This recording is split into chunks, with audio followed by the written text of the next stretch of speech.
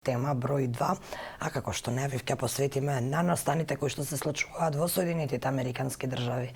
На Zoom платформата го има мојот колега Саша Ордановски, долги години ги следи овие состојби како новинар. Добро утро, Саша. Добро утро, Крис. Да поразговараме малку за она што се случуваше во Американскиот конгрес, кога го гледавме сето она на американските медиуми, па помалку можам да кажам и дека не ни се веруваше, малку наликуваше на настаните кои се случуваа во нашето собрание, нешто што не е многу својствено за американската демократија. Еве веќе сите зборуваат за балканизација на Америка. Точен ли е овој термин? Можеме ли така да го наречеме овој упад во Конгресот?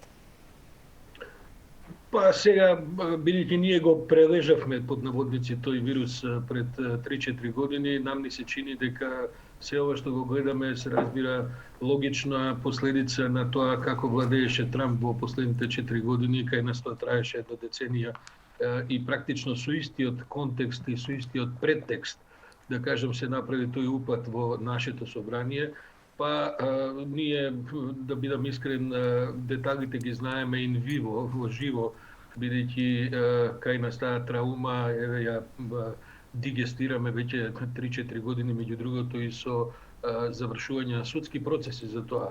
Меѓутоа, тоа покажува дека нема вакцина за овој тип на популизам кој што се прошири низ целиот свет, кој што во Македонија. Македонија е мала земја, па заради тоа овдешните настојни не се зимаат како илустрација или како пример за анализа во светот, иако тие во мало практично ја осветлуваат и ја илустрираат комплетно целата методологија на владење по пат на ширење лаги, по пат на еден затворен систем во кој што се гради паралелна реалност на еден добар дел од јавноста и кој што потоа се манипулира и се насочува кон активности кои што немаат врска, се разбира, со демократијата. Не сум сигурен дека се работи за балканизација, повеќе се работи за глобализација на тој проблем, на такво владење. Не е Америка единствената која се соочува со тоа. Трагедијата е што сепак американската демократија е најстарата во светот демократија, најелаборирана, најстабилна. Конечно, се чини дека и релативно брзо се поврати од тој шок што и се случи. Меѓутоа, последиците ќе бидат долгогодишни и самиот акт, така како што беше изведен чинот на нападот, упадот во собранието на Америка во Конгресот, се разбира, бројот на жртвите и повредените и така натаму, говори за тоа дека се работи за многу опасни тенденции кои што не можат да се третираат на еден начин како демократски. Всушност и самите американци во првите реакции веќе, а сега и во правните квалификации на нас одговорат за домашен тероризам и мислам дека соодветно тоа апсењата кои што се во тек, а кои што сега веќе се мерат со десетици и така натаму, ќе бидат подвргнати на тој тип на квалификации кои што со себе носат многу тешки кривични одговорности и соодветно тоа и долги затворски казни. Гледам дека еден дел од оние што упаднаа во Американскиот конгрес веќе во своите изјави, откако малку се отрезня и така натаму, почнуваат да се повлекуваат, да се извинуваат, да се оправдуваат дека тие може би не биле сосема свесни за тоа што го прават. И тоа е главната карактеристика на таа висока политичка манипулација. Добар дел од луѓето не се свесни за тоа што го прават, а потоа е предоцна за да се повлечат, бидејќи штетите се настанати, се разбира, и жртвите и така натаму.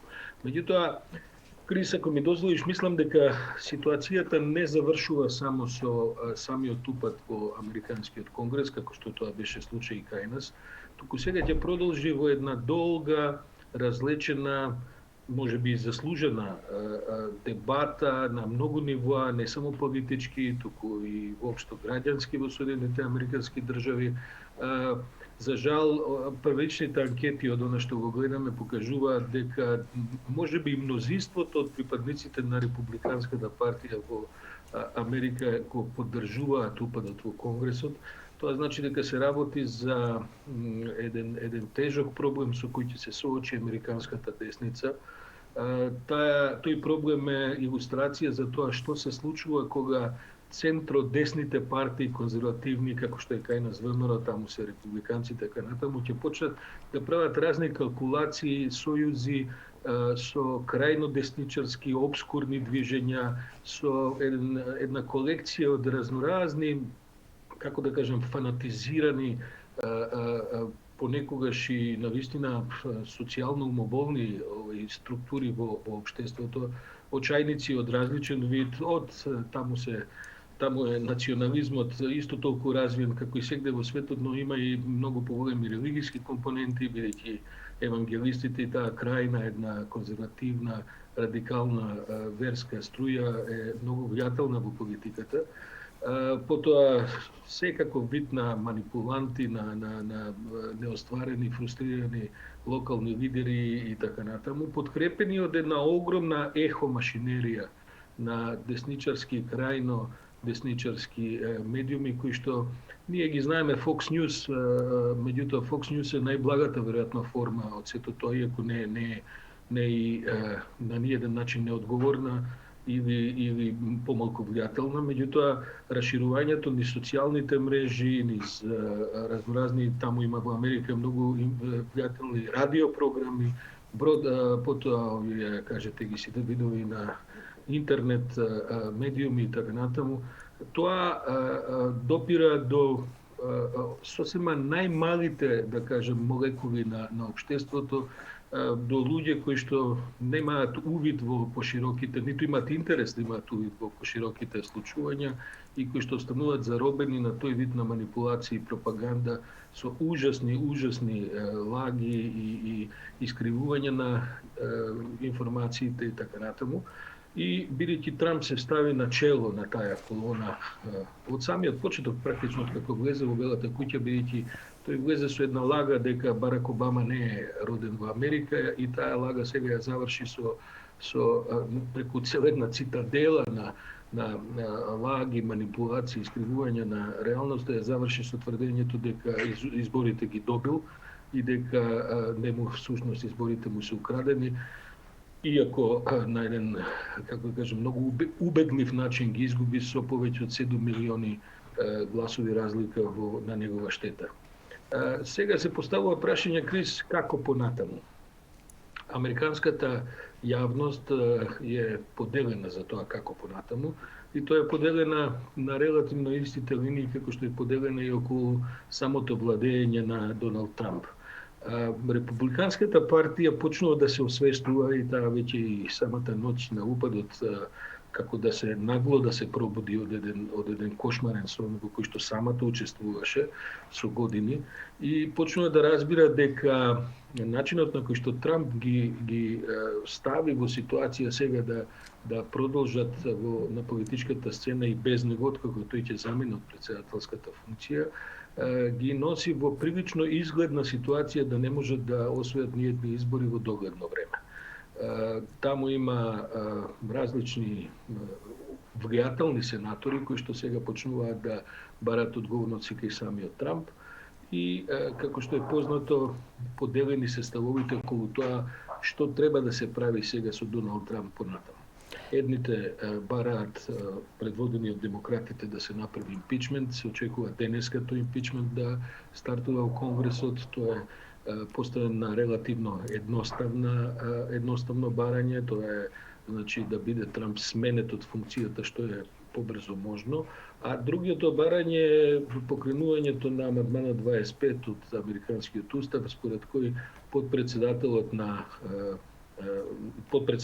Майк Пенс на Соединетите американски држави може да ги свика членовите на кабинетот на Трамп и со мнозинство гласови да одлучат дека председателот не е во состојба психофизичка, умствена и така натаму да продолжи да владе и представува опасност за интересите на Соединетите американски држави доколку продолжи да владее со земја. Сашо, мислам дека се тактизира и на двете страни. Се случи една интересна работа. Профилот на Доналд Трамп и Твитер беше блокиран. Денеска прочитав дека е трајно блокиран.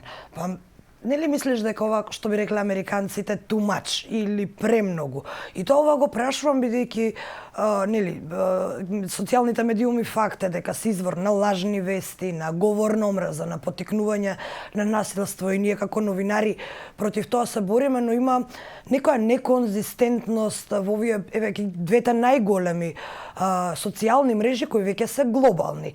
Па тука би сакала да направам една паралела, се сеќавам кога се појави профилот на Елчека, нашата полиција со недели чекаше одговор од Facebook. Се работи за обичен податок, а сега во ваков случај социјалните мрежи, поточно нивните администратори експресно реагираат и блокираат профили. Се забележува ли некаква дволичност од страна на администрацијата на овие две најголеми социјални мрежи кои, пак ќе повторам, на глобално ниво се многу популарни, не само на американско тло? Па прво, Крис, јас деновиве читам разни истражувања и така натаму најдов на еден фрапантен податок кој некои, мислам дека во една емисија на CNN го потврдија. Лагите на Твитер патуваат 6 пати побрзо и пошироко отколку демантите на тие лаги. Значи, вие практично на социјалните мрежи, кога се пласираат лаги, немате начин како да ги демантирате, особено што оние кои што тоа е познато и во социологијата, дека луѓето одат на социјалните мрежи не за да ја дознаат вистината, туку за да се ги потврдат своите веќе постоечки ставови. И таа практично огромна машинерија за производство на веќе познати ставови, лагите се еден од најдоминантните, да кажем, најдоминантните содржини на социјалните мрежи, стануваат креатор на јавното мислење на начин што нема друг начин како да се спречат освен со овој тип на драстични мерки, а тоа значи забранување профили, симнување на адреси и така. Да, но тоа не се случува со другите држави.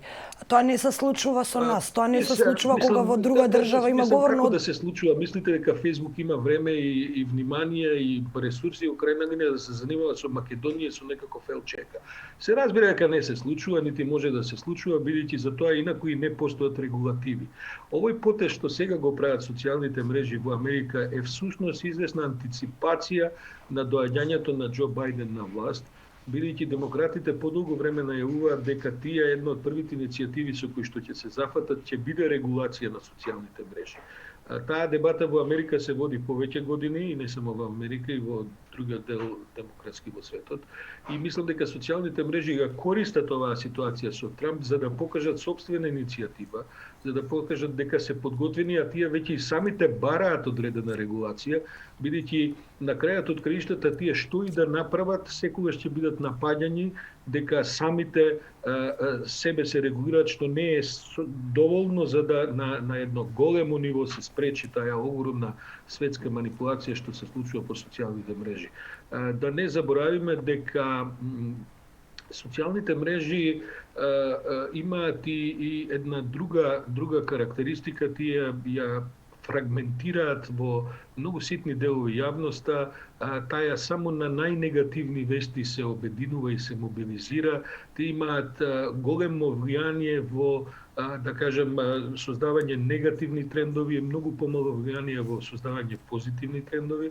Тие се импулсивни, тие се онака родени за овој вид настани, родени под наводници за овој вид настани како што се случило во Конгресот.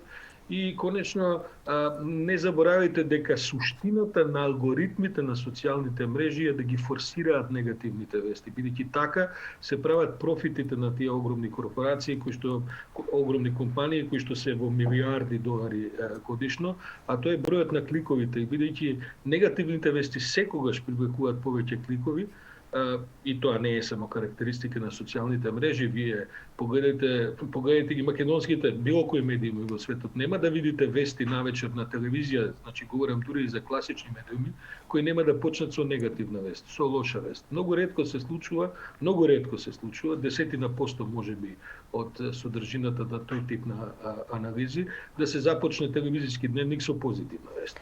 Само кога ќе победи наша репрезентација. Почнуваме само кога ќе победи наша репрезентација или наш клуб, почнуваме вести со добри вести. Да, Сакам да кажам, се разбира дека има и добри вести на медиумите, но во принцип Така.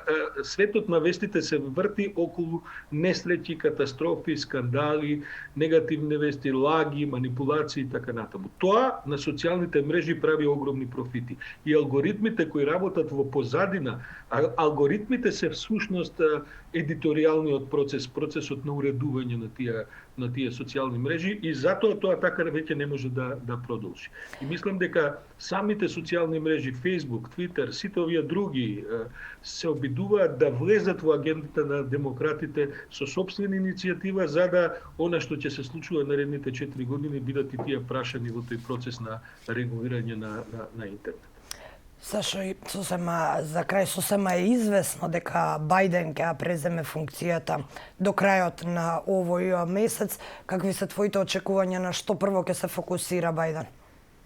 Тоа е целиот проблем. Имено иницијативата на демократите да се покрене импичмент за Трамп ќе му наметне на Бајден една непријатност да мора добар дел од својот мандат, секако првата година, да се занимава со целиот скандал околу Трамповото владење, нешто што и така не може да го избегне. Меѓутоа, приоритетите на Бајденовата администрација се многу пошироки, почнувајќи од пандемијата, завршувајќи со вклучувањето повторно на Америка назад во меѓународните односи, нешто што потполно се изолираше и се отстрани на еден фрапантен начин за време на владењето на Трамп. И сега, тоа е проблемот и на самите демократи. Како да не му наметнат преку Конгресот тема на Бајден, а да таа тема не биде само Трамп, што во крајна линија му одговара на самиот Трамп. Од друга страна, уште и тоа да го кажеме, дека доколку се случи импичмент кој треба да помине и во Сенатот, во Сенатот тоа треба помине со двотретинско мнозинство. Тој импичмент како преседан, само еднаш се има случено тоа во американската историја, може да се случи и по заминувањето на Трамп од власта. Меѓутоа, штосот е во тоа, трикот е во тоа што импичментот може да заврши и со забрана за натамошно обавање со јавни функции за господинот Трамп, доколку Сенатот така изгласа и самиот Конгрес, што пак сега кај републиканците носи зголемен интерес за тоа да токму тоа го направат. Бидејќи Трамп не крие амбиција и намера дека практично дента од како ќе излезе од претседателскиот кабинет во Белата куќа да почне да се промовира како кандидат за наредните избори. И сега е тоа еден страшна закана за републиканската партија, бидејќи поддржувачите на Трамп се едно огромно мнозинство, дури би рекол, кај републиканците, и можеби тие сакаат да видат една можност да формално му забранат на Трамп со законска сила да може да се кандидира за наредна јавна функција. Како што гледаш, Крис, прилично е компликувано, има многу тактика и стратегија во сето тоа, но мислам дека најумерениот од сите е Бајден, бидејќи тој разбира дека Америка мора да тргне во нов дискурс, во нов правец за тоа како дебатира на внатрешен и на дворечен план, а ова наметнување на трамповската агенда и откако тој ќе замине од Белата куќа, ќе биде веројатно политички погубно за самиот Бајден. Сашо, благодарам што се јави денеска со оваа анализа за настаните во САД. Нашите гледачи утре се гледаат со тебе во оваа студија. Благодарам, се гледаме утре. Фала. Поздрав.